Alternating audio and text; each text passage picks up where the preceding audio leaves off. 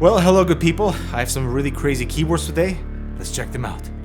The first keyboard is the IQ Unix with their new OG80 Wormhole and Dark Side editions with absolutely beautiful colorways, and IQ Unix have been doing such a good job in delivering really satisfying pre-builds that you don't have to modify yourself to make them feel good under the fingertips. First of all, the Dark Side colorway is gorgeous with die-sub dark PBT keycaps that have beautiful white legends, so they're visible, and the RGB is all underneath, helps to illuminate everything around the keycaps but not actually shine through them. The slightly translucent polycarbonate body also helps to reveal some of the illumination if you do end up going with the RGB switches, which you can also go without to save a little bit on cash. The body has a lot of weight to it, so it's nice and stable on the desktop, but probably my favorite thing about this body actually would be the slightly angled F-row towards you. So if you do macro anything into the F-row, accessing it from the WASD area is so much easier. The keyboard of course runs off a USB-C port,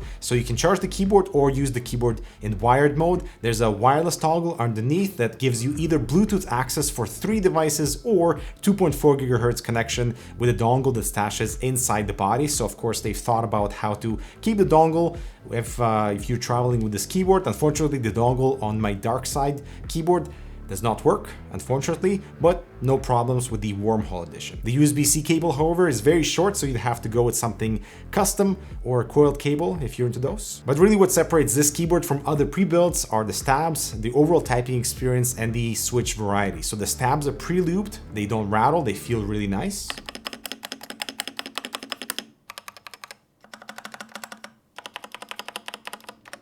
My keyboard has the TTC pinks that are super smooth without any scratchiness. The switches are also hot swappable with 3 or 5 pin switch variety to change out the feel of the keyboard later on if you feel like it. Another beautiful value add with the OG80.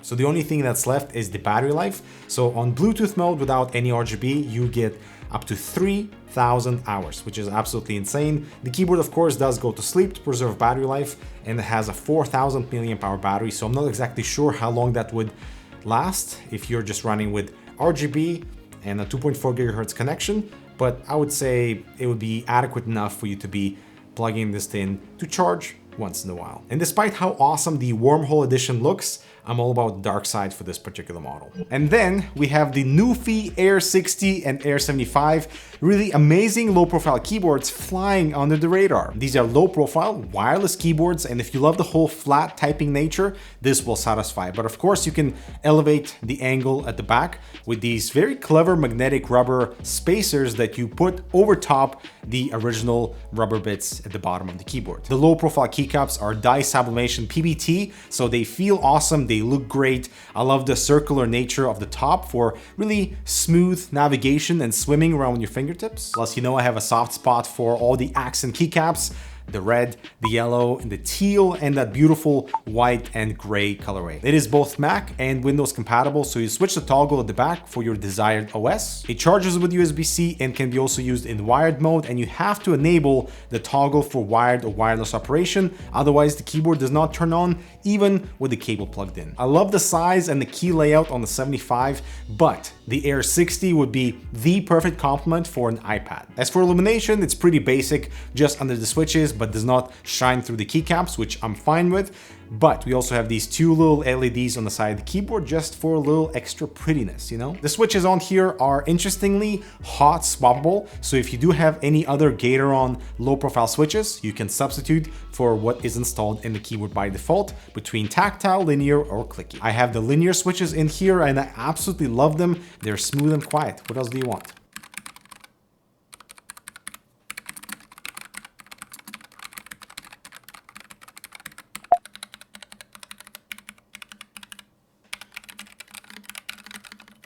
Now the stabilizers on here could use a little bit more work. My spacebar does not sound great at all, but everything else around sounds awesome for the larger keys, and they're extremely stable too. Absolutely no wobble of the keycap. That is awesome.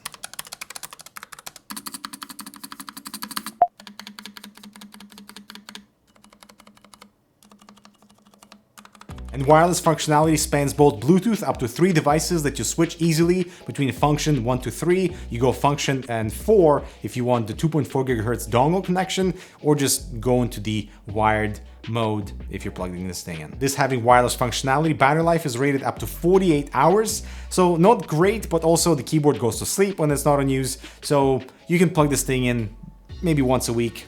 Not a problem. The base is slightly translucent, so you can admire the bottom of the PCB. My only complaint here is that there's no way to stash the 2.4 gigahertz dongle anywhere else on the keyboard. So if you are planning to use it, just make sure you don't lose it. And that, my friend, is how you rhyme. The new Tower 500 by Thermaltake is probably the strangest looking mid-tower you might confuse with a 3D printer or a tiny vending machine, but have no fear. The triple glass sides reveal all the goodies inside. The front I/O is plenty full for all your needs, and so is the interior with support for 360 radiators, massive vertically mounted GPUs, and the bottom chamber for the cool fan eyes and the dynamic LCD panel on either side.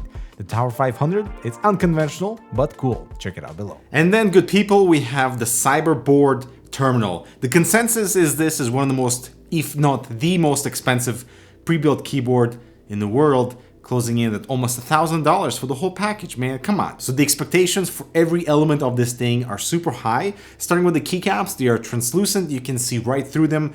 They are fingerprinty, but feel amazing. So super high quality, both in the legends and the material. The LCD screen here, it is mostly a flex with only a few interesting things to display. So a custom animation, some pre-built animations, your time, the battery status, for example, and if it's charging. Pixel-like approach here gives us retro vibes.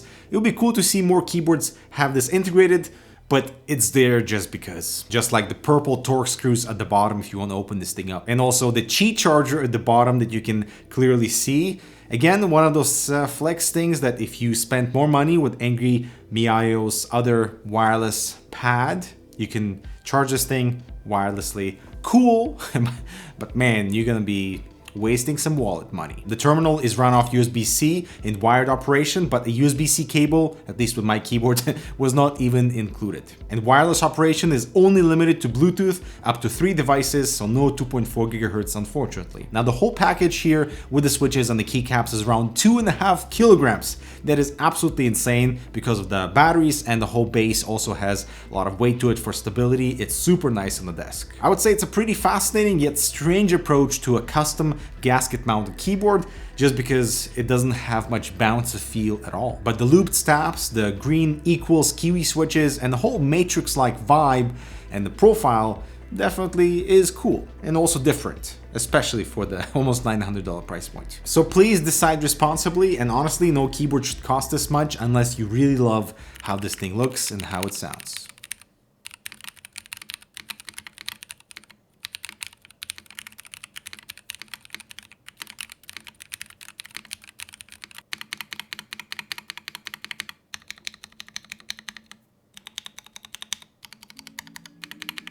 Now, of course, if you are looking for a different type of gasket mount experience, the Aurora 65 by Odin is well regarded and also well priced. They've done some modifications and changes to the actual frame, so some of the annoyances that were present on the Nova 65 originally are fixed, and this thing is pretty decent. It is a type of experience that still gives you some DIY elements, but of course, making sure the core elements are completely covered. So the stabs, for example, are factory looped. The spacebar could use a little bit more.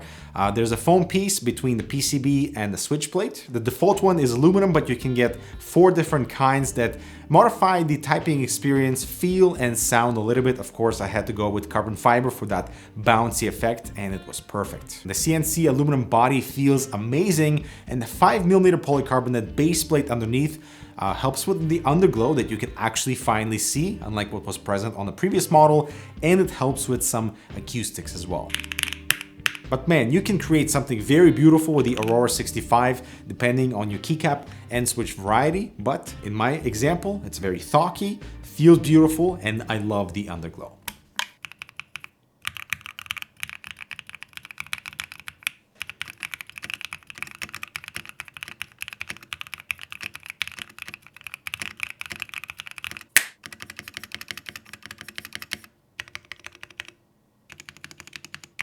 I also will say the user experience behind swapping out the switchblade for something different is totally under control. Plus, this thing is compatible with VIA, so you can create your custom layers, and the switches are south-facing, so friendly for custom keycaps. And then I really don't want to exclude my most used keyboard over the past few months, the Wooding 60HE. It comes with its own carry handle that looks amazing, fits into the design, I love the color.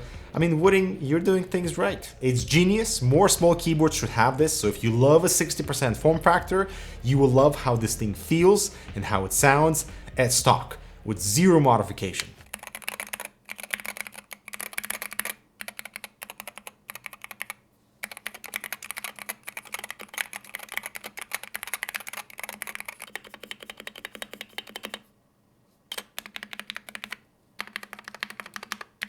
So as you heard, the lacquer switches on here sound great, the stabs feel great, and they sound nice as well, very thocky. But the switches, despite being very smooth, they have so much tech built into them. So full analog range for analog movement in games. We have full actuation adjustment in basically the entire range. We have rapid trigger that allows you to reset the switch as soon as the switch is depressed, therefore allowing you to continue on with your movement without needing to have the switch go all the way up and down. It's amazing. The rest of the keyboard feels nice and premium, so your choice of double shot ABS or double shot PBT keycaps with nice crisp and legible font.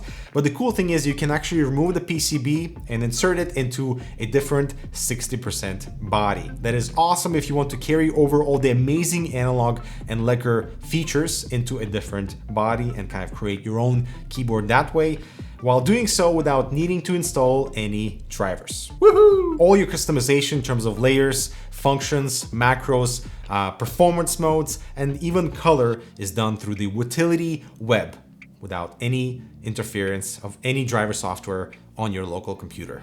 That is excellent. If they had this in a TKL or at least a 65%er, it would be my main, hands down. I love this thing, but you let me know if any of these keyboards were interesting for you. Thanks so much for watching, and I'll talk to you in the next video.